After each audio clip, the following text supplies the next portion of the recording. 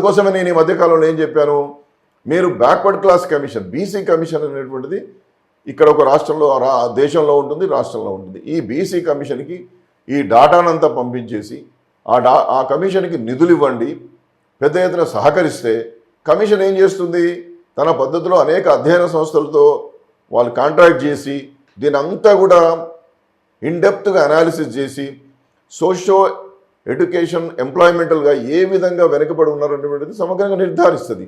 ఆ నివేదికను తీసుకొని మీరు బిల్లు తయారు చేసి ఇక్కడ చట్టం చేసి రేపొద్దున కేంద్రానికి పంపిస్తే అది నిలబడే అవకాశం ఉంటుంది.